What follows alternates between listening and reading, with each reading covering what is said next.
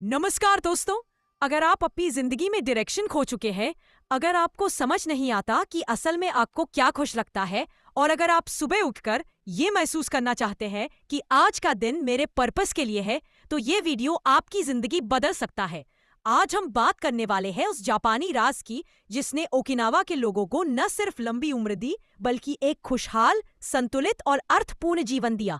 दोस्तों, आज हम बात कर रहे हैं इकिगाई की। तो तैयार हो जाइए इस अद्भुत सफर के लिए, क्योंकि ये सिर्फ एक किताब नहीं, ये एक फिलॉसफी है, एक लाइफस्टाइल है, और आपकी जिंदगी का मिसिंग पीस भी हो सकता है। कहते रहे, हर इंसान के अंदर एक वजह छिपी होती है, वह वजह जो आपकी सुबह को अर्थ देती है, जो आपकी रात को संतोष देती है और आपकी जिंदगी को एक दिशा। जापान में इसे कहते हैं इकिगाई, जिसका मतलब है जीने की वजह।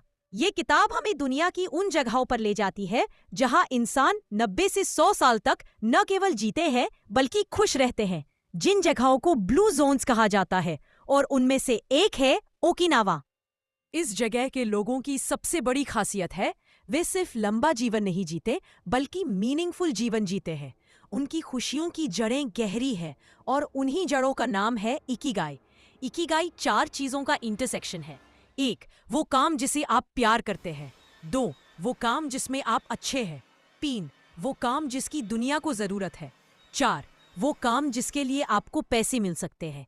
जब ये चारों एक जगह मिलते हैं, वही आपका इकिगाई जन्म लेता है।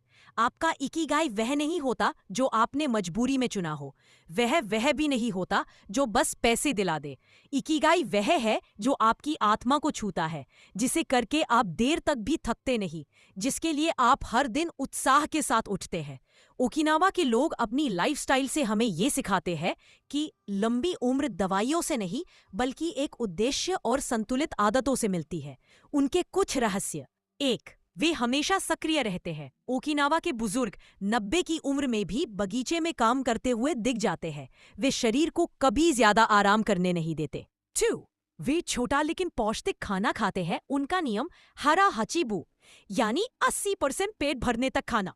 वे खाना सिर्फ पेट के लिए नहीं, बल्कि शरीर और मन के संतुलन के लिए खाते हैं।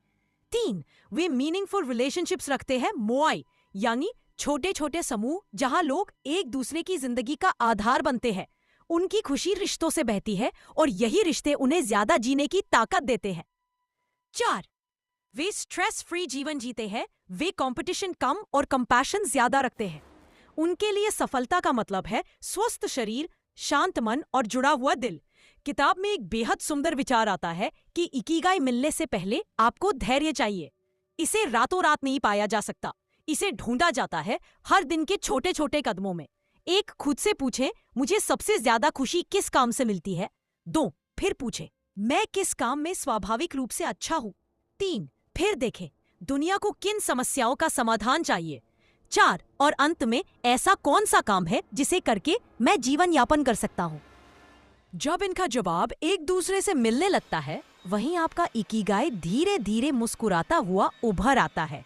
इकिगाई सिर्फ लक्ष्य नहीं, वह एक स्टेट ऑफ माइंड भी है। जब आप किसी काम में इतने डूब जाए कि समय का पता न चले, वह फ्लो है। किताब कहती है, ज्यादातर खुश लोग उन्हीं पलों में सबसे ज्यादा जीते हैं जहां वे फ्लो में रहते रहे। फ्लो आपकी जिंदगी की गति को शांत करता है और आपके दिल की धड़कन को उद्देश्य देता है। छोटी चीजों में खुशी ढूंढना ही असली कला है।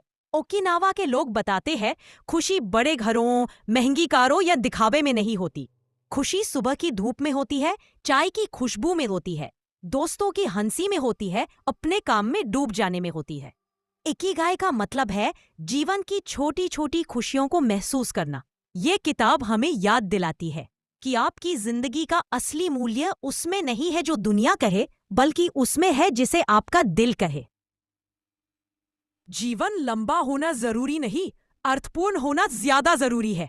आपका उद्देश्य आपकी सफलता तय करता है, आपकी आदतें आपकी उम्र तय करती है, और आपका इकिगाई आपकी खुशियां तय करता है। दोस्तों, आपकी जिंदगी शायद एक सवाल पूछ रही है, तुम्हारी जीने की वजह क्या है? और जवाब सिर्फ आपके अंदर है। उसे ढूंढो, उसे अपनाओ और फिर देखो, जिंदगी खुद खूबसूरत बन जाएगी। अगर ये वीडियो आपको थोड़ा सा भी प्रेरित करे तो इसे लाइक करना मत भूलना। साथ कमेंट में बताना कि आपका इकिगाई क्या है और ऐसे ही मोटिवेशनल कंटेंट के लिए चैनल को सब्सक्राइब जरूर करना।